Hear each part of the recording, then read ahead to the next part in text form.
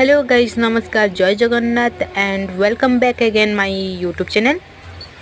आज mini blog रे मु आपन को देखेबी आम ऑफिस बाहर आमे किछि समय पई बाहर बुली बाहरलु। बेसी नुह 5-10 मिनिट रे गोटे राउंड मारिकी खाली आसिलु। से राउंड भीतर भी केते कोन हला चलंतु देखिबा। आमे प्रथमे जाऊ जाऊ आमको आंब गछटे मिलीगला। तो दीदी आंब गछ छोट छोट कसी होता उठेले। तापर बेल मिलीगला। तापर कहला कि दीदी को बेल बहुत भल लगे से तो से बेल भी उठेले। कहला कि नहीं जी पणा करी। तापर बाटर जाऊ जाऊ बहुत जोरे पवन होता वर्षा उठेला पूरा जब बहुत जोरे वर्षा हम ही माने। तो बास बाटर जाऊ जाऊ गोटे जगह फूल गछटे देखा गला। गुलाब फूल थिला। दीदी कहले कि जा तोड़िकी नहीं आसबू।